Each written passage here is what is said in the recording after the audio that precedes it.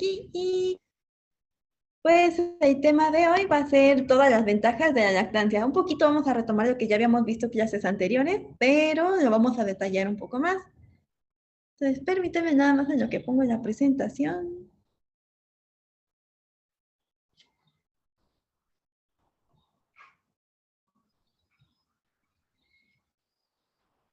Ok.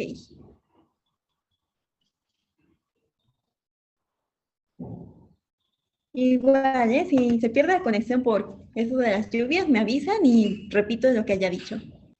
¿Qué vamos a ver hoy? Impacto en la salud pública, impacto en la salud emocional, o dicho de otra forma, la lactancia emocional, las ventajas que tiene en el bebé, las ventajas para la mamá y el tema de anticoncepción. Y derivado del tema de anticoncepción, vamos a ver un tema especial que es lactancia en tándem.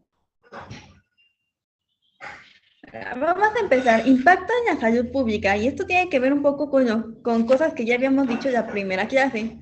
Entonces, ¿qué va a hacer primero? Recuerden todos los componentes inmunológicos que tiene la lactancia, todo lo que habíamos dicho de la lactoferrina y los oligosacáridos, las inmunoglobulinas, etcétera. Entonces, ¿qué vamos a tener? Menos mortalidad infantil.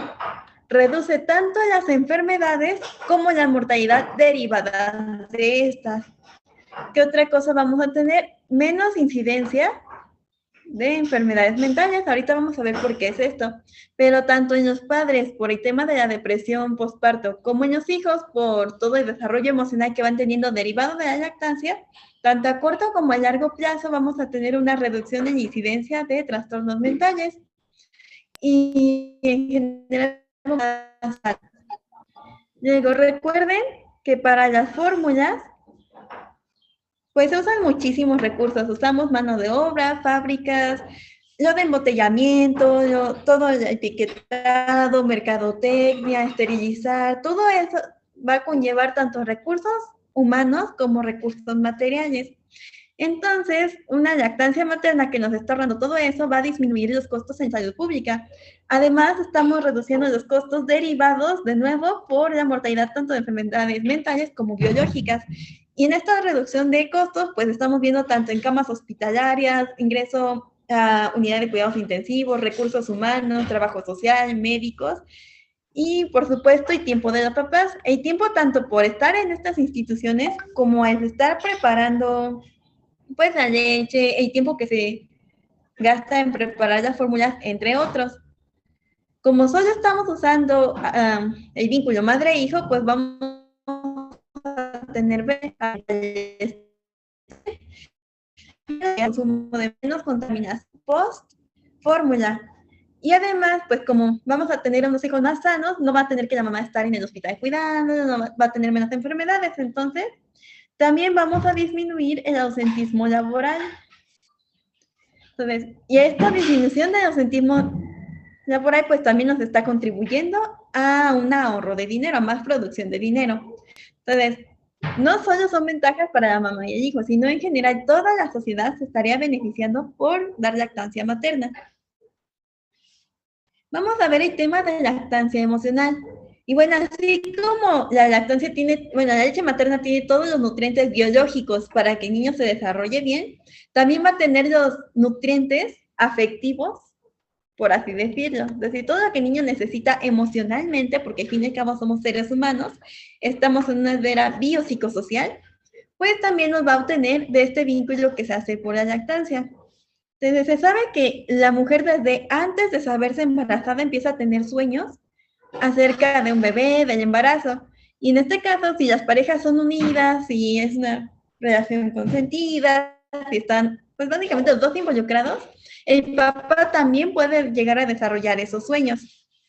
Ya cuando la mamá ahora sí sabe que está embarazada desde el primer trimestre, dicen los psicólogos que hay una identificación narcisista. ¿Qué significa esto? Que el hijo que tiene la mamá se va a ver como su propio hijo en el vientre de su madre. Se va a reflejar en el hijo que ahora ella lleva adentro. A eso se refiere por una identificación narcisista. Conscientemente vas a ver que son dos seres separados, emocionalmente empiezan a identificarse como uno solo. Y bueno, si ustedes ya estudiaron un poquito de embriología o ya de desarrollo de órganos sentidos, Les dicen que el oído pues tarda mucho en desarrollarse y que básicamente, sin embarazo, el bebé no está escuchando nada. Sin embargo, no sabemos por qué, pero la sensorialidad fetal está influenciando tanto por los padres como por el ambiente, es decir, los sonidos, lo que está escuchando, que le estén hablando durante el embarazo, va a ayudar a que se desarrolle su audición. Entonces, por un lado, aquí tenemos un conflicto por el lado de embriología nos están diciendo que lo más probable es que el bebé no está escuchando nada y que estamos también dicen, bueno, no hace daño, de todos modos, háblenle, no le hace ningún mal. Pero en el lado psicológico se ve que probablemente sí esté influenciando. Entonces, aquí lo mejor sería que desde el embarazo le hablen bonito a su bebé, le cuenten sus cosas, para que también aprenda a identificar la voz de los padres. Y sí se ha visto que el bebé una afinidad por la voz de sus papás. Entonces, entre que sí, entre que no, lo mejor sería seguir hablando desde el embarazo. Y ya cuando nace, no solo está influenciado por los sonidos, sino también por la mirada de la mamá. Y esa mirada también va a generar un vínculo entre ambos. Entonces, por ejemplo, una mamá mientras está amamantando tiene que estar viendo a su hijo a fuerzas.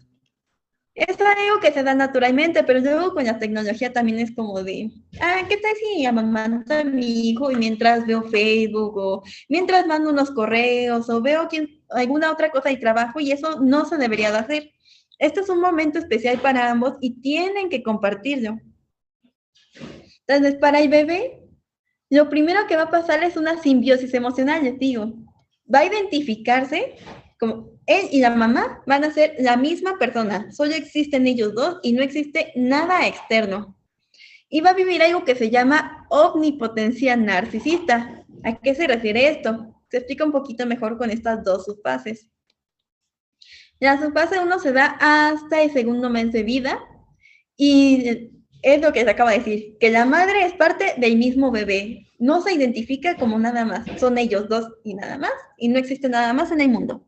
Y la fase 2 es después de ese segundo mes de vida y es cuando empieza a diferenciarse de ella, pero incluso así es de forma fragmentada y piensa que la mamá es un ser misterioso que lo único que hace es servirle, lo único que para lo que existe es para dar alimento, por eso se llama omnipotencia narcisista.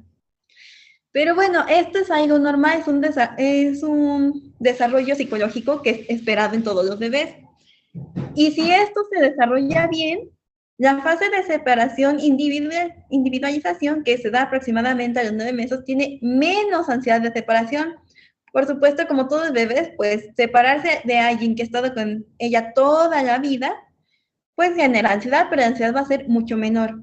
Y a largo plazo, todos estos componentes, así como nos decían que para cada fase de desarrollo necesitamos tener las buenas bases de la fase anterior, aquí es exactamente lo mismo. Todo esto nos va a influir para que los adultos sean adultos más independientes y más seguros de, ¿cómo decían? Y seguridad, más seguros de sí mismos. Pero entonces, si ven, todo esto es más de adultos y estos componentes de adultos se desarrollan desde el embarazo y desde la lactancia. Si el papá aquí participa activamente, pues el bebé no nada más va a reconocer la voz y la mirada de la mamá, sino que también va a reconocer las del papá. Y por eso la UNICEF en 2018 hizo estas recomendaciones para padres para que también estén involucradas en la lactancia y por lo tanto en el vínculo con sus hijos. Entonces, el primer punto que tenemos aquí es ir juntos a consejería. Desde antes del parto, se recomienda que el padre vaya con la mamá, tanto si son clases privadas como dadas por el seguro, o cualquier tipo de variación, que vayan juntos para que los dos comprendan la importancia de la lactancia materna. Luego, como segunda recomendación, dice cargar al bebé, sacar el aire, aunque también hay variaciones, lo puede vestir, lo puede bañar, cambiar de pañal. El punto es que esté conviviendo también con el bebé. Darle a la mamá agua mientras amamanta para que ella se mantenga hidratada y mientras ella se está amamantando, hacer las tareas del hogar. Como número 5 es hacerse cargo del bebé, porque al fin y al cabo les había dicho que la mamá tiene que estar relajada, tiene que estar en un ambiente bonito, feliz, para que pueda producir adecuadamente leche. Entonces, entre esa salud mental que estamos promoviendo, pues también necesita tiempo libre. En ese tiempo libre, el papá pues puede hacerse cargo del bebé, salir a caminar con él o a pasear, a hacer actividades recreativas juntos, ya cuando está un poquito más grande. El séptimo punto es hacer sentir bien a la madre. Es decir, no hacerle comentarios acerca de su cuerpo, de cómo está ahora, de que no han convivido con su familia, de lo estresante que hay de trabajo, de preferencia no. Tiene que promover ese ambiente relajado y hacerla sentir bien. Ser comprensivo y cariñoso. Y aquí también vamos a decir que tiene que halagarla, por así decirlo, porque al fin y al cabo dar lactancia es una tarea difícil. Si la madre es trabajadora, pues también se complica un poco por tener que estar separado. Entonces, la decisión de dar una lactancia es una que le tiene que aplaudir, tiene que reconocer su esfuerzo. Tiene que respetar sus necesidades, y aquí nos referimos más que nada al ámbito sexual, porque la mamá va a tener ahorita menos libido que antes. También vamos a ver ahorita ese tema. Y no promover las fórmulas, porque, bueno, si se pone ya se informó, no lo debería de hacer. Todas estas recomendaciones hacen que tenga una mejor relación tanto con la mamá como con su nuevo hijo. Y eso a la larga favorece el vínculo afectivo como familia. Antes, pues generalmente el papá era el que trabajaba, la mamá era la que se quedaba en casa y ese era el esquema de todas las familias. Entonces los papás no estaban como que tan al pendiente de todo esto. Ahorita afortunadamente ya se ve mucho más que antes, todavía hay familias donde no, lugares que siguen siendo muy conservadores, pero suponiendo que sea una relación donde ambos padres trabajan, pues pueden repartirse perfectamente las tareas para que sea equitativo. Pero bueno, eso ya depende de cada familia. Estas les digo, son recomendaciones de UNICEF para que los papás también estén implicados y para que también se forme ese vínculo entre toda la familia. Ahora, ¿qué ventajas vamos a tener para el bebé? Vamos a tener que la mayor parte de las infecciones van a bajar hasta un 50% en promedio. Por ejemplo, tenemos el croup, como este niño que es menos otitis media aguda, menos enfermedades respiratorias en general, menos enfermedades digestivas, por ejemplo, tipo diarrea, pero en general todas las digestivas, menos neumonía. O sea, ¿sí ven? Todas estas son un poquito a corto plazo, pero estamos viendo desde cosas tan sencillas como otitis media aguda que nada más causa morbilidad, hasta una que puede ser bastante grave y causar mortalidad. Una muy importante que se ha visto es la enterocolitis necrosante, que es una que se da en recién nacidos y que es una enfermedad muy agresiva. Y miren, con la lactancia materna, con pura lactancia, baja en un 82%. Entonces, imagínense nada más los beneficios que está teniendo tanto a salud pública como para los papás, el no estar en el hospital. Esta tasa es altísima y solo se la vamos a atribuir a la lactancia materna. Entonces, por ahí fue por lo que les dije en la primera clase, que cuando empezaron a quitar la lactancia, aumentó muchísimo la mortalidad. Pero no nada más vamos a tener ventajas a corto plazo, también a mediano y largo plazo. Por ejemplo, en los niños ya más grandes, vamos a tener menos incidencia de asma, menos incidencia de linfomas, de eczemas y de algunas enfermedades inmunes, por ejemplo, la diabetes mellitus tipo 1. Pero en un adulto también vamos a tener menores tasas de hipertensión, de diabetes mellitus tipo 2, de dislipidemia, de síndrome metabólico, de obesidad, de muchos factores de riesgo cardiovascular. Se ha visto que los niños alimentados con fórmula tienen un aumento de la tensión arterial media de hasta 1.8 tan solo en la niñez. Y eso va aumentando conforme crece. Entonces, como digo, va a bajar cardiometabólicas altas y autoinmunes. Y esto tiene que ver en parte por esto de aquí que se llama impronta metabólica.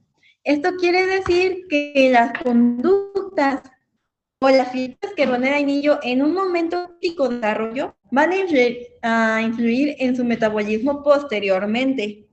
Por ejemplo, se ha visto que una embarazada con desnutrición suele tener hijos que en la adolescencia ya tienen, perdón, que en la adolescencia ya tienen sobrepeso. Y un 20% de riesgo de obesidad y de otras enfermedades cardiometabólicas en menos 7 años de vida tiene que ver con el aumento de peso rápido en los primeros 4 meses de nacimiento. Uy, perdón. Entonces, la obesidad hasta los 7 años, o sea, miren hasta qué edad está alcanzando los hábitos alimenticios, tiene que ver de peso en los primeros 4 meses. Es un periodo crítico porque es donde va a crecer muchísimo el bebé. Tiene que aumentar mucho de peso, tiene que duplicar, triplicar, cuatriplicar tamaño. Entonces, pues sí, estos 4 meses son críticos. ¿Y qué se ha visto aquí? Que a los primeros 6 días, o sea, desde la primera semana vamos a tener diferencia. Los niños con fórmula tienen niveles mayores de insulina y enteroglucagón. Y tener esta hiperinsulinemia crónica tan solo desde su semana de vida hasta que desarrollen una resistencia a la insulina. Y por lo tanto nos va a predisponer a diabetes mellitus. En la edad, o sea, miren a dónde está teniendo repercusiones las conductas alimenticias. Por otro lado, los niños con lactancia materna van a tener hormonas leptina, adiponina y factores de crecimiento. Entonces, por ejemplo, la leptina que se va a secretar por el epitelio de las mamas cuando está secretando la leche, es una hormona anorexigénica, o sea, va a disminuir la ingesta. Y esto para que el niño sepa que ya está satisfecho. Entonces, básicamente, desde chiquito empiezan a regular cuándo están llenos y cuándo no. Y esas conductas que aprenden de chiquitos van a seguirse en la niñez, en la adolescencia, en la edad adulta. Entonces, desde aquí empiezan a decir, hasta aquí ya estoy lleno. También va esta misma hormona a regular la sensibilidad a la insulina. Y pues obviamente esto nos va a bajar la incidencia de diabetes mellitus. ¿Qué más va a hacer? Pues aumenta el consumo de energía. Para que todo eso que el niño está tomando, pues sí lo utilice correctamente. Eso tan solo de la leptina. También la leche materna tiene menos proteínas, pero eso no es algo malo. De hecho, que tenga menos proteínas está bien. Porque se ha visto que si son muchas proteínas, después hay un efecto rebote por estimulación del factor similar a la insulina tipo 1. Y va a tener más grasa poliinsaturada que no nos va a repercutir en la diferenciación de adipocitos. Al contrario, pues también ayuda un poco a regularlos, al contrario de los que están en la fórmula. Esos sí nos van a estimular los adipocitos. Por lo que, como les había dicho en la primera clase, vamos a tener un mayor número de ellos y van a estar más grandes. No como la obesidad de los adultos, que solo tienen un aumento en el tamaño de los adipocitos. Aquí aparte habría más. Y por lo tanto sería más difícil controlar la obesidad infantil que la obesidad desarrollada solo en el adulto.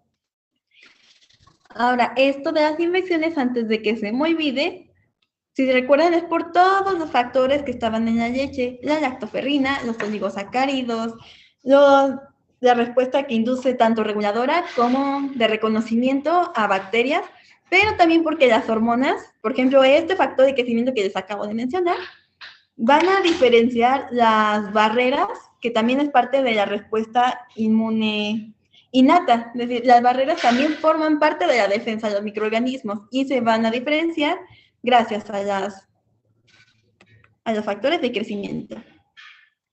Y también va a tener efectos psicoafectivos. Entonces, igual ya les había dicho en la primera clase, pero sí se ha visto un aumento en el coeficiente intelectual de los niños, mayor agudeza visual, si recuerdan esto era por los cerebrósidos que tienen lactancia, mayor rendimiento escolar, en general un vínculo mejor con sus padres, un vínculo mejor de familia, disminuye también la violencia familiar.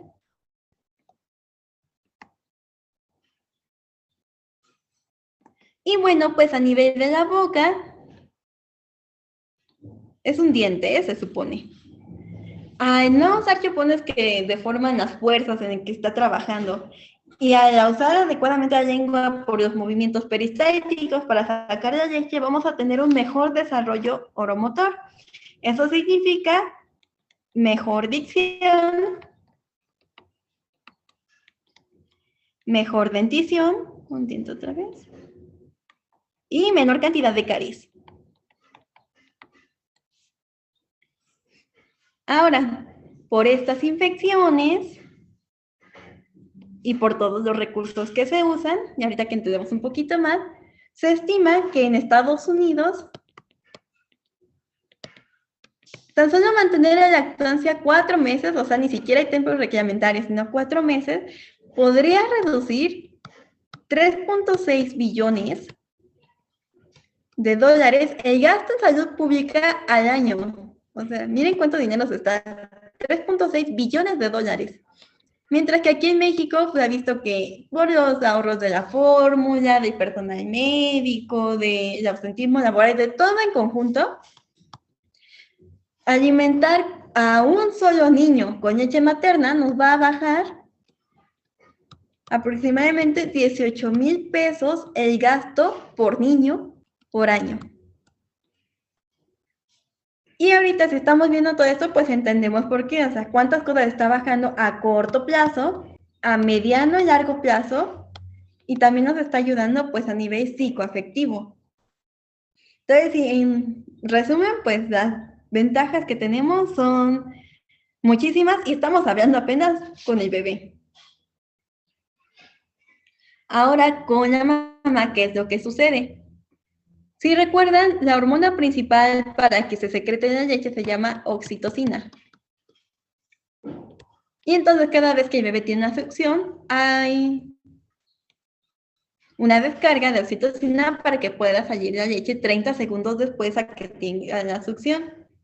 Sin embargo, la oxitocina no tiene solo esa función, sino que también es la que hace que el útero se contraiga. Entonces nos va a dar una mejor recuperación postparto, involución uterina adecuada y menos sangrado. Menor número de hemorragia obstétrica. No sé si ustedes sepan, pero la hemorragia obstétrica es la primera causa de mortalidad materna en este país. Entonces, con la oxitocina, al estarse contrayendo el útero, comprime las arterias y funciona como una hemostasia. Por lo tanto, el sangrado va a ser muchísimo menor. La lactancia también se ha relacionado con menor obesidad y menor progresión de la diabetes gestacional a diabetes tipo 2. Hay un dicho que dice, bueno, te dicen las guías de práctica clínica que toda mujer con diabetes gestacional en un periodo aproximadamente de 10 años va a desarrollar diabetes mellitus tipo 2, pero estas tasas podrían bajar con una adecuada lactancia materna. A pesar de lo que podrían pensar, porque al fin y al cabo en la leche estamos usando mucho calcio, y efectivamente el calcio va a bajar a más o menos a los 3 meses, por todo el uso que se le está dando, pero se ha visto que hasta a los 6 meses hay una recuperación completa, independientemente de si la mamá está consumiendo o no calcio. Esto tiene que ver por el porcentaje de absorción en el intestino, por la conversión dentro del cuerpo, pero sí, en conclusión se ha visto. Coman lo que coman de calcio, a los 6 meses recuperan lo que perdieron y quedan incluso con el tiempo un poquito mejor que las mujeres que no dan lactancia. Y entonces tienen menor riesgo de osteoporosis a pesar del calcio que están usando. Pero para esto, pues bueno, la lactancia tiene que ser exclusiva y mayor a 1 año. Esto va a ser nuestro siguiente tema, pero la lactancia también funciona como un método anticonceptivo natural. Por lo tanto, tenemos un periodo intergenésico más largo. Hay personas que por descuido o porque querían tener a su bebé muy cerquita del otro, dejan un periodo intergenésico cortísimo, o sea, casi tienen un bebé y se vuelven a embarazar. Eso no es muy recomendable porque el cuerpo necesita reponerse. El útero necesita volver a su tamaño natural, necesita recobrar su elasticidad previa, todo el cuerpo necesita volver a su estado previo al embarazo. Para eso precisamente sirve el puerperio, las 6 semanas después del parto, para que el cuerpo vuelva a su estado basal. Y de hecho se recomienda un periodo genético de 2. Y bueno, la lactancia bacteriogenética oprime las hormonas que necesitamos para ovular. Les digo, ahorita les explico un poquito mejor eso. Pero bueno, entonces este periodo intergenésico más largo también va a disminuir costos en salud pública, porque los periodos intergenéticos cortos constituyen un embarazo de mayor riesgo a uno que tenga uno normal. Estos dos de aquí, menor cáncer de ovario y de mama, necesitan mínimo 1 año de lactancia. ¿Y por qué no disminuye el riesgo? Porque el cáncer de ovario, un factor de riesgo, pues es una ovulación constante. Entonces sale un óvulo y deja una cicatriz. Sale otro óvulo y deja una cicatriz. Sale otro óvulo y deja una cicatriz. Y de estas cicatrices es un factor de riesgo para que se desarrolle cáncer de ovario. Entonces, aquí en la lactancia, donde no estamos ovulando, porque les digo, la prolactina está suprimiendo las hormonas que necesitamos para la ovulación, el número de cicatrices baja y por lo tanto baja el riesgo de cáncer de ovario. Y como la prolactina nos está inhibiendo, así es la breve prolactina, nos está inhibiendo los estrógenos y la progesterona, bueno, disminuye el riesgo de cáncer de mama, que es estrógeno dependiente. No hay esto, pues menor riesgo de cáncer de mama, pero les digo, para esto necesitan mínimo 1 año de lactancia y bien hecha. Estos son los moñitos de cáncer de ovario y de cáncer de mama. Creo que esto es más popular y de ovario es como un poquito más raro. Si tenemos una adecuada técnica de lactancia, va a prevenir las lesiones en la mama. Por ejemplo, las mujeres que deciden no lactar, pues al principio su cuerpo no lo sabe, entonces sigue produciendo un poquito de leche. Y eso nos provoca una ingurgitación mamaria que puede derivar en una mastitis o en un absceso. Aparte, una buena técnica también disminuye las grietas que hay en el pezón, disminuye también la ingurgitación, los abscesos, etc. Entonces, menos lesiones en la mama.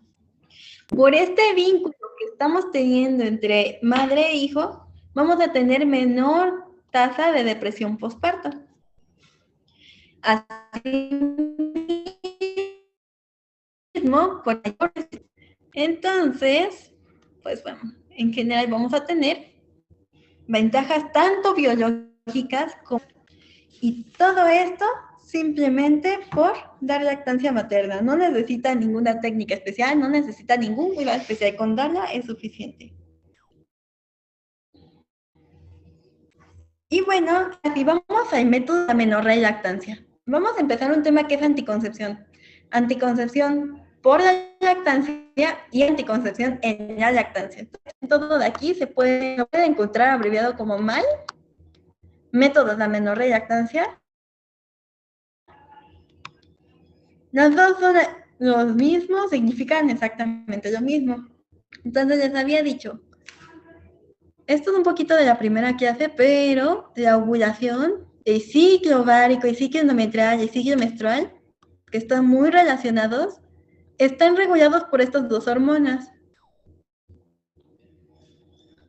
Entonces lo que pasa es que tenemos un estímulo estrogénico en la primera parte de la menstruación, luego hay un pico de LH que nos da la ovulación y después vamos a tener, gracias al cuerpo lúteo, una secreción de progesterona. En la primera fase va a estar aumentando el endometrio y, y aquí también va a haber más desarrollo de arterias, de glándulas. Y en la segunda fase ese endometrio que ya está un poquito agrandado crece un poquito más, pero las arterias que estaban rectas empiezan como a torcer por si llega un bebé para que aquí se pueda implantar la placenta y todo eso. Y las glándulas empiezan a producir más moco, de modo que si hubiera un bebé, pues impiden el moquito. Pero, ¿qué sucede? Que la prolactina va a inhibir estas dos hormonas. Y de hecho, durante el embarazo, pues si recuerdan de la primera clase, estas dos hormonas inhibían la prolactina, pero aquí sí estamos teniendo prolactina y oxitocina, tenemos un estímulo constante que es la succión del bebé. Por lo tanto, hay menos estrógenos, hay menos progesterona, ¿y qué sucede entonces? No hay ovulación. Por eso aquí les pongo que la prolactina es lo que está causando este método. No hay ovulación. Si no hay ovulación, no hay nada que fecundar y por lo tanto no va a haber embarazo. Y si ven, tiene una eficacia altísima, casi como la de los demás métodos anticonceptivos, 98%. Pero ahora ustedes me dirán que han visto páginas o que han leído que es un método ineficaz, poco seguro, que es un mito que la lactancia ayudita impide embarazarse. ¿Y esto por qué sucede? Porque, si recuerdan otra vez el ciclo menstrual, o si no, les explico rapidísimo. Tenemos un periodo irregular, que es toda la primera parte de la menstruación, que les dije que estaba compuesta por estrógenos. Luego sucede la ovulación, y este periodo generalmente dura siempre 14 días. Entonces, si de repente algo pasó, no sé, una situación de mucho estrés y se alargó un ciclo que generalmente dura, no sé, 26 días y ahora duró 35, la primera parte es la que se alarga y la segunda sigue durando 14 días. Pero aquí nosotras no estamos sabiendo cuándo hay ovulación. La lactancia suprime hasta que un día no lo hace. Y de ahí a que tenemos la primera menstruación, pasan 14 días. Hay 14 días inseguros, por así decirlo, porque antes de esta menstruación nosotras ya no sabemos si ya ovulamos o no, si esta lactancia nos sigue protegiendo o no. Entonces estos 14 días van a ser de incertidumbre, por eso se dice que no es tan seguro, porque tenemos una ovulación incierta. Aparte, pues contribuyen otras cosas. Dar lactancia es cansado, entonces la mamá va a tener menos líbido. Estas dos hormonas de aquí, los estrógenos sobre todo, también contribuyen a la líbido, por lo tanto la proyectina que está haciendo. Baja la líbido, baja la lubricación. Entonces, aparte de que nos está suprimiendo la ovulación, pues el mismo proceso cansa a la mujer, baja su líbido, baja su lubricación, pues bueno, generalmente no es como lo que más quieren hacer en ese momento. Ya después con el tiempo se van adaptando y pues ahora sí, aumenta otra vez la líbido y otra vez la lubricación vaginal, pero pues en general todo esto nos está contribuyendo a que no quieran tener relaciones y aunque tuvieran, pues nos está protegiendo. Pero para esto tenemos condiciones. Primero es la lactancia materna exclusiva, ya saben, sus 8 a 12 tomas al día, que es más o menos lo que se necesita para que esté lactando cada 2 a 3 horas, que no le dé ni té, ni caldos, ni agua, absolutamente nada más, que no sea la leche, que dé sus tomas nocturnas, en general una lactancia bien hecha. No tiene que haber menstruación, porque si hay menstruación significa que ya hubo ovulación, aunque es más probable que ya haya tenido ovulación, porque hay veces donde hay ciclos anovulatorios, pero eso nosotros no lo sabemos. Y siempre tiene que ser menor a 6 meses. Así tenga una lactancia perfecta, pues esto es más o menos lo que dura la lactancia exclusiva. Entonces, después de este tiempo, ya empieza a lactar el bebé, empieza a tener menos tomas y eso va a liberar progresivamente el control de esta prolactina para que vuelvan normalmente los estrógenos y progesterona. Entonces, necesita fuerzas estas tres para funcionar, pero de todos modos se recomienda usar otro método. Por ejemplo, un método de barrera que esté lubricado y, bueno, pues también se recomienda que si la mujer tiene ganas suficientes, pues que use lubricantes vaginales siempre que, ¿cómo decirlo? Que puedan ser combinados con los métodos de barrera, porque, por ejemplo, las que están a base de aceite erosionan un poquito los preservativos, entonces esos no se recomiendan a base de agua. Y ahora sí, vamos a la otra parte de esta moneda. Hay estas categorías, de acuerdo a la OMS, se llaman, de hecho, criterios de elegibilidad. Criterios.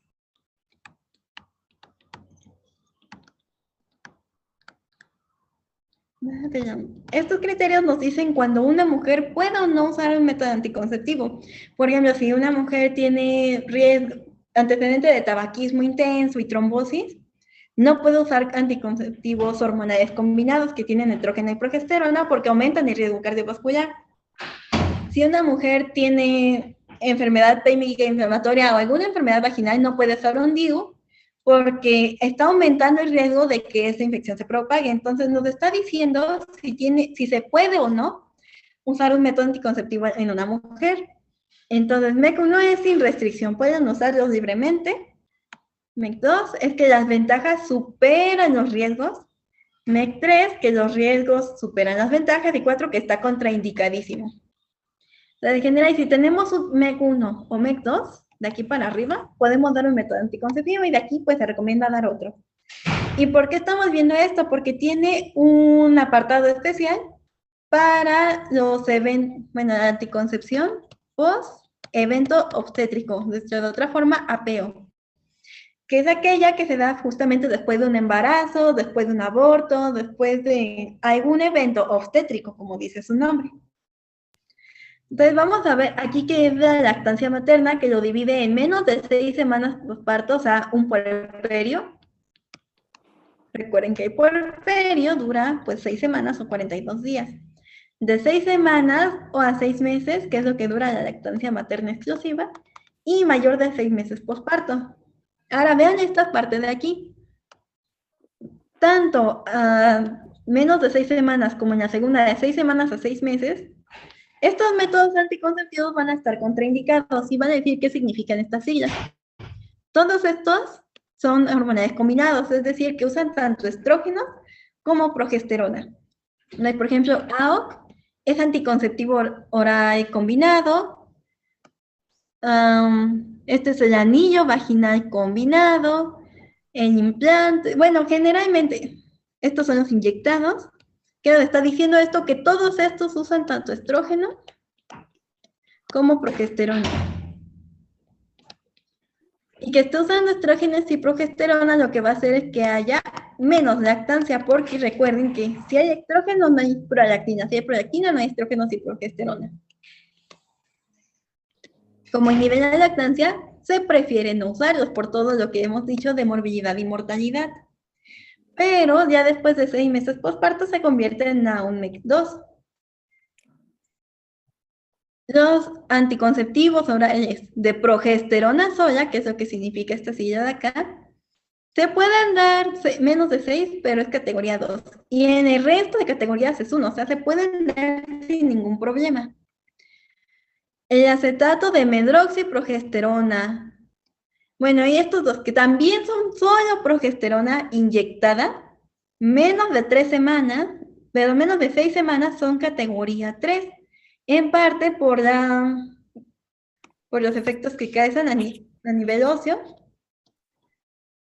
principalmente, pero también tienen por otros efectos, son categoría 3, pero en el resto de tiempo categoría 1. Igual los implantes que tienen solo progesterona, categoría 2 y categoría 1. ¿Qué nos está diciendo esto? Si nuestro anticonceptivo tiene 2 hormonas, no se pueden usar. Si tienen solo progesterona, sí se pueden usar. Y aquí tenemos un apartado, IDU de cobre. Si ven, está como que bastante variado. O sea, miren, 1, 3, 1, 4. Dice que se puede usar en mujeres que estén o no estén amamantando. ¿Por qué? Porque no tienen hormonas y si tienen que seguir DIU de bonogestrel solo van a tener progesterona. O sea, que estén o que no estén amamantando pueden usar DIU. Menos de 48 horas, claro que se puede usar. Uno pensaría que no porque el útero es muy frágil, pero bueno, aunque sea muy frágil, se puede implantar en el mismo momento. Al fin y al cabo, pues tenemos un cuello dilatado, en caso de que sea una cesárea, pues ya tenemos ahí el útero. Se pueden poner, nada más hay que tener cuidado por la fragilidad de la pared. De más de 48 horas a menos de 4 semanas, pues ahí está todavía muy frágil y ahí ya no tenemos las ventajas de que fuera inmediato, no está abierto el cuello uterino, no tenemos acceso por cesárea, entonces prefieren no. Y ya más de 4 semanas vuelve a ser riesgo 1. En la sepsis puerperal jamás pongan ningún DIU porque nos aumenta el riesgo de enfermedad pélvica inflamatoria. El DIU con levonorgestrel, si bien se comporta igual que los de solo progesterona en los primeros 6 semanas, o en este caso en las primeras 48 horas, se comporta como un riesgo 2 si tenemos lactancia materna. Si no tenemos, pues es un 1 porque no está interfiriendo con nada hormonal. De la misma forma, entre 48, en este inciso B, que es de 48 horas con 4 semanas, es 3, luego 1, y si tenemos sepsis, pues también es 4. En caso de que las mujeres no estén amamantando, si ven, pues todos estos que estaban en 2 se convierten en 1. como les había dicho, si una mujer tiene aparte factores de riesgo para trombosis o de riesgo cardiovascular, no se recomiendan tampoco estrógenos y progesterona. Incluso cuando ya pasaron por parto, no se recomiendan. Unos que están un poquito más apartados, no los ponen en la misma tabla, son las píldoras de emergencia.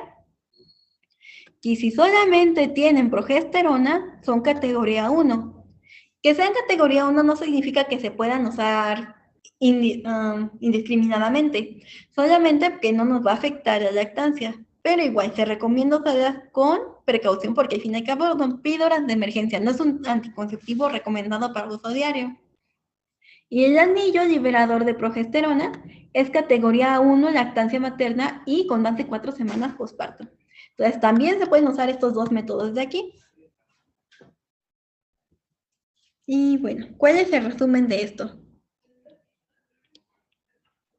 Métodos con progesterona y DIUs, sí se puede. Combinados, no se puede. Ese es el resumen de esta tabla. Y bueno, pues como ya digo, se pueden usar preservativos, de preferencia lubricados, porque tenemos menos lubricación vaginal en esta época en este periodo. Y si la mujer en necesidad permanente, es decir, una ligadura de trompas, que es como generalmente se le conoce, lo puede hacer sin ningún problema, no tiene ninguna contraindicación si es lo que ella decidiera. Y bueno, pues este es el último tema del día de hoy, es lactancia en tándem. Como les digo, se recomienda un periodo intergenésico de al menos 2 años, que el cuerpo se recupere y ya después tener al siguiente hijo. Pero ya saben, igual que pasa con las mujeres con alguna cardiopatía que dicen por favor no se embaracen, igual que pasa con las que tienen un medicamento teratógeno que dicen por favor no se embaracen, pues aquí de repente se embarazan también. Entonces, ¿qué pasa? Que están amamantando un hijo y que todavía les queda tiempo para amamantarlo y ya se embarazaron de otro. ¿Aquí se puede dar lactancia materna? Claro que se puede continuar. Solo está contraindicada en casos de amenaza de aborto o de parto prematuro. Pero hay varios problemas aquí. Primero es que cuando cuando recién están embarazadas van a tener una extrema sensibilidad en las mamás que puede hacer que sea menos cómodo para ellas dar lactancia materna. Al fin y al cabo es una sensación que se vuelve de ser algo bonito, un vínculo, a ser algo doloroso. Esto puede desalentar a las mamás acerca de la lactancia de su primer hijo. Ahora, en el segundo trimestre una contrarreguladoras, o está en una o está otra. Tenemos una gran cantidad de estrógenos y progesteronas que son secretados por la placenta, perdón. La placenta va a ser el principal órgano endocrino durante el embarazo, donde como estamos teniendo más de estas hormonas, pues la prolactina también va a bajar un poquito, a pesar de que las succiones sigan siendo frecuentes. Entonces va a haber una disminución de la cantidad de leche, que puede un poquito molestar al hermano mayor porque puede estar disminuyendo su comida. Aparte, hay estudios que dicen que tiene alteraciones en el sabor, que sabe un poquito más a lacta, en el color o en la textura, que va a cambiar qué tan espeso es. Y un niño que ya está acostumbrado, pues podría desalentarle un poquito, que cambie la textura de su comida. Sin embargo, se ha visto que el calostro solo se da pocos días previos al parto. Y aquí el cuerpo entra en un tipo de conflicto porque tiene un bebé chiquito con unas necesidades y un niño un poco mayor que tiene otras necesidades. Entonces se trata como de adaptar a las necesidades de los dos. Entonces tenemos igual una bajada de leche. Entonces tenemos el calostro el primer día, tercer día. Y luego una bajada de leche que va a ser más rápida que con el primer hijo, porque al fin y al cabo el primer hijo sigue teniendo necesidad de tomar leche. Entonces la bajada de leche va a ser mucho más rápida. Pero ahora la prioridad, por así decirlo, es el niño chiquito. Entonces, el reflejo de eyección que es con la succión, no se va a disparar con el hijo mayor. Y pues aquí lo que pasa es que pues el mayor tiene que aprender a tomar leche cuando el menor también está tomando para que el reflejo que ella esté disparando pues también le sirva al hijo mayor. Entonces, otro problema es que la mamá puede estar muy cansada de que le estén exigiendo dos hijos a la vez, pues cada uno con sus diferentes necesidades de leche en diferentes momentos. Entonces, o le pone un alto al hijo mayor porque el chiquito pues al fin y al cabo no va a entenderlo. Y si este niño mayor no comprende, no quiere acatar esos límites, pues igual puede ser un poco desalentador. Sin embargo, se ha visto que con grupos de apoyo, con adecuada información, si le estamos diciendo a la mamá si se puede, esto es lo que va a pasar, vas a tener tales problemas, pero puedes solucionarlo de esto de esta forma, las tasas de lactancia siguen siendo bastante altas. E incluso si dejara de lactar por un tiempo el niño mayor, todavía lo puede reintroducir cuando nazca el bebé, gracias a la lactancia. Al fin y al cabo, la mayor parte de los que desertan lo hacen en el segundo trimestre, precisamente por esto que les dije aquí. No durante el primero, entonces el tiempo que no tomarían la lactancia sería poquito y se puede reintroducir si es lo que la mamá quiere. Pero hay que explicarle, hay que darle grupos de apoyo porque va a ser algo difícil, va a ser algo cansado. E igual que con la lactancia normal, tiene que tener el apoyo tanto de su familia, el apoyo en el trabajo, entre otras cosas. Pero bueno, entonces, se puede embarazar y tiene esta lactancia en tándem, entonces, por supuesto que se puede dar lactancia a los dos al mismo tiempo. No le está robando leche al bebé.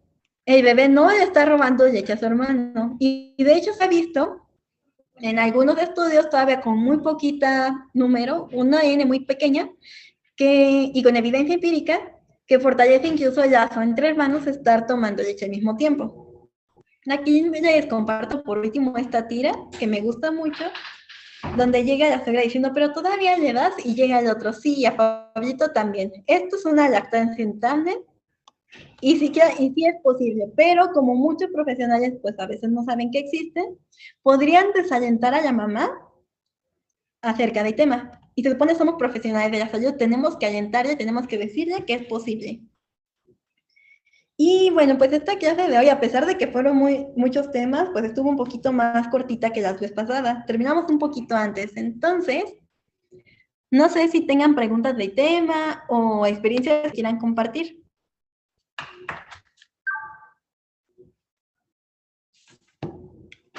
A ver, hay algo en el chat.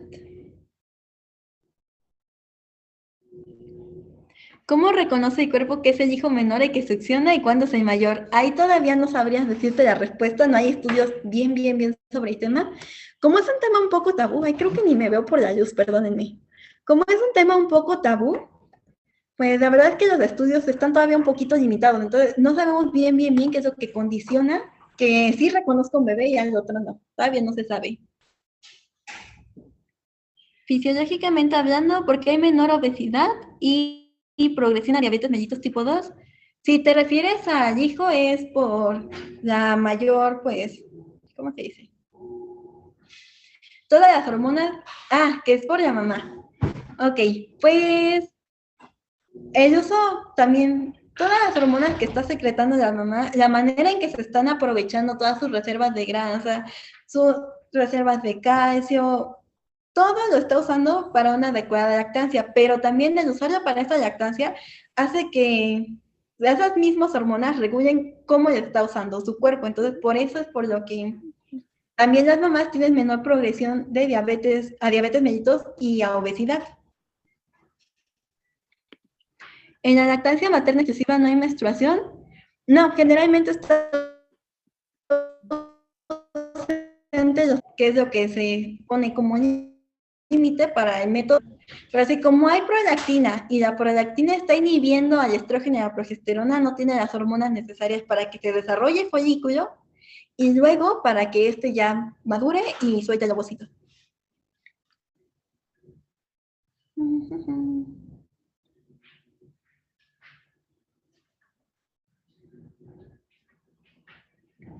Ok, de nada. ¿Alguien tiene alguna otra pregunta? ¿Experiencia que quiera contar o alguna duda? ¿Algo que haya escuchado?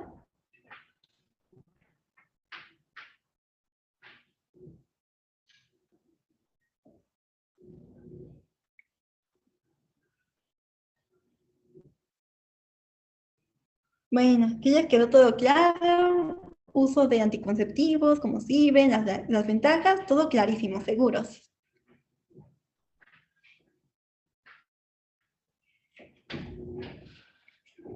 La lactancia materna, ¿cómo se relaciona con cáncer de mama? Sí, como el cáncer de mama es estrógeno dependiente, es decir, si la mujer tiene una menstruación precoz, una menopausia tardía, está mucho tiempo expuesta a estrógenos, no tiene hijos, entre esas cosas, no hay como una pausa y siempre, siempre, siempre está continuamente expuesta a estrógenos. No hay ningún periodo de descanso para esa mama, entonces está continuamente expuesta a una hormona, creciendo, proliferando, hace que aumente el riesgo de cáncer de mama. Mm,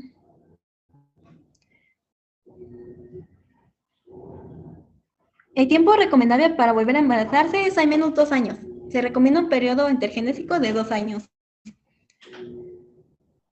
Um, aquí, si ve Daniela, dice, cuando dijiste no hay que poner DIU, me refiero que, yo me imagino que te preguntas cuándo no hay que poner DIU, es cuando una mujer tiene una sospecha de infección, porque como estamos introduciendo algo, un objeto literalmente al útero, y pues, está pasando por la vagina, tenemos riesgo de que esa infección pase al útero y pues de ahí al trompa de falopio y tengamos una enfermedad pélvica inflamatoria, que es un poquito más grave. Entonces, sí, para prevenir eso, se recomienda que cuando una mujer tenga una infección, de hecho, hasta se retire y Dios, si es que ya lo tenía.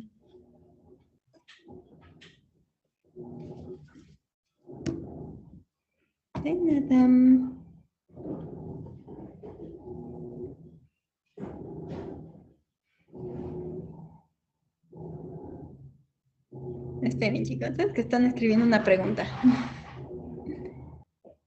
La lactancia de tanto tiempo ir tomando el niño mayor, puede seguir tomando lo que la mamá le planeaba dar. Si le quería dar nada más 2 años, que es lo mínimo recomendado, le puede seguir dando esos 2 años. Si le quiere dar un poquito más, se puede.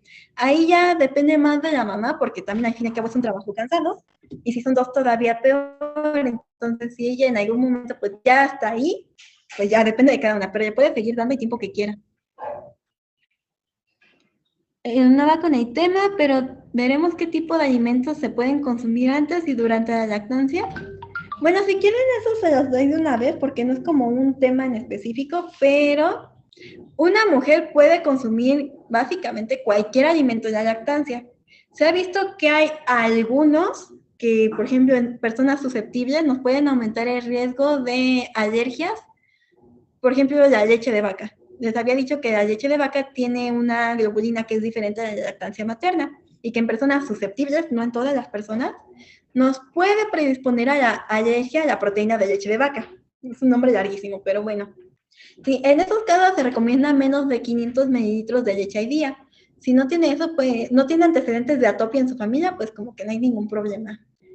Ahora, pues hay ciertos alimentos que tienen mucho sabor y que pueden condicionar que el niño, pues, ¿cómo decirlo? Como que no le guste el sabor de la leche. Por ejemplo, el ajo, la cebolla o los espárragos pueden condicionar un ligero cambio de sabor.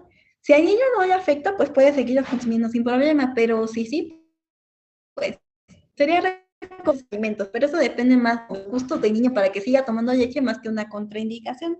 Todos los demás están permitidos. Y bueno, pues, esto tiene que ver un poquito también con esta pregunta que dice, ¿por qué sí se puede consumir alcohol durante la lactancia? Se recomienda que el consumo de alcohol sea de menos de 5 gramos al día, de alcohol total. 5 gramos al día es muy poquito. Entonces, pues todo el tipo de vino, vodka, whisky, esos que tienen un grado de alcohol de 40, ¿sí? Pues están prohibidos. Pero en el caso de la cerveza, lo que tiene es que la cerveza tiene cebada y la cebada se ha visto que podría aumentar la excreción de leche, pero bueno, pues le digo, se puede consumir muy poquita cerveza, menos de 5 gramos. Si les interesa sacar 2 gramos de alcohol, pues tienen que multiplicar los mililitros que tenga, por ejemplo, una lata de creo que 355 mililitros, por el grado de alcohol, por ejemplo, si es del 20% por punto 20. por 0.8, que es la densidad, y ya saca los gramos. Entonces es un poquito complicado, pero la cantidad de alcohol que pueden consumir es muy pequeña.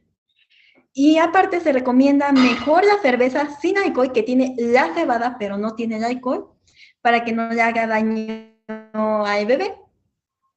Pero por eso le dice que se puede consumir alcohol, nada más es por la cerveza, y es de preferencia si nos puede ayudar a producir un poquito más de leche. Esperen, es que ya me pusieron más preguntas. Dice, cuando fui a un hospital a las mamás casi las obligaban a ponerse DIU. ¿Por qué DIU y no otro método? Bueno, aquí paréntesis, se supone está como prohibido obligar a una mamá a ponerse un método anticonceptivo. Le tienes que explicar, bueno, esto es como lo obligado, le tienes que explicar las desventajas de cada uno, responderle sus dudas y que ella decida libremente cuál se quiere poner. Aquí tratan de ser un poquito incisivos en que se ponga a fuerzas un método porque quieren aumentar ese periodo intergenésico. Les digo, si el periodo intergenésico es muy poquito, pues el útero sigue un poco así y el cuerpo todavía no se ha adaptado y puede ser un embarazo de un riesgo mayor. Entonces, lo que pasa aquí es que, por ejemplo, las pastillas, los inyectables, son un poquito más difíciles de seguir a largo plazo. Entonces, se prefiere poner o el implante o el DIU, que aparte son a largo plazo, no tienes que estar monitorizando, prácticamente se los pones y ya no te olvidas de ellos por un tiempo, a menos que la mujer tenga molestias. Entonces, por eso como que tratan de hacer un poquito más incisivos el DIU, eso y porque es el que está muy disponible, y también en los implantes, porque no tienes que estarlos vigilando, tienes la seguridad de que los tiene y no que, ay, es que se me olvidó tomármela 3 días, ¿no? O algo así que luego pasa. ¿Cómo evitar que el bebé muerda el pezón cuando succiona? Ay, eso es un poquito difícil, ¿eh? O sea, estamos recomendando las técnicas para que tenga menos cantidad de lesiones la mamá, pero pues es difícil hacer que un bebé no muerda. Es como un comportamiento más de él y ni modo que, pues no le estás diciendo al bebé, oye, por favor no me muerdas. Ahí sí sería como un poquito más como cuidados a la mamá. Y pues sí, se recomienda de hecho poner un poquito de leche en las heridas, si es que le causa alguna herida, pero es ya bastante difícil hacer que un bebé no muerda. ¿Hay algún medicamento contraindicado para una óptima lactancia? Sí, lo vamos a ver en la siguiente clase, pero los medicamentos están clasificados por categorías, así como los métodos anticonceptivos, dependiendo de si es bueno darlos, si supera las ventajas, si superan las desventajas o si está contraindicado, pero lo vamos a ver en la siguiente clase. Sí hay algunos que están contraindicados. Bueno, les doy un ratito más por si tienen alguna otra pregunta o mito que quieran desmentir. Hay muchos mitos a la lactancia, por fin.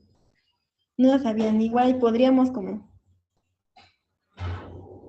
desmentir algunos si alguno tiene alguno por ahí. Ay, perdón, la ingesta de alcohol es 0.5 gramos por kilogramo, no 5 gramos. 0.5 gramos por kilogramo.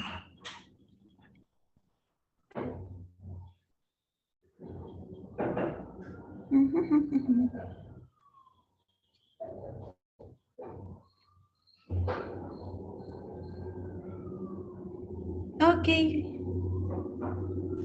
Bueno, si nadie tiene más preguntas, no sé si los coordinadores de IEMEF quieran decir algo más antes de terminar esta clase. Bueno, pues si no hay más preguntas, no hay más dudas, de todas maneras, si en el transcurso de la semana se les ocurren, ya saben que en el chat lo pueden poner, tenemos contacto ahí con la doctora Mariana. Y pues bueno, les agradecemos su asistencia a esta tercera sesión del curso y bueno, gracias doctora Mariana por acompañarnos nuevamente. Y en un momentito más les enviamos el post-test de esta sesión. Recuerden que es muy importante que lo contesten, por favor. Y cualquier duda, ya saben, por medio del chat. Y bueno, si no hay más, pues esto sería todo por el día de hoy. Muchas gracias, hasta luego. Gracias, hasta luego a todos. Bye, hasta luego.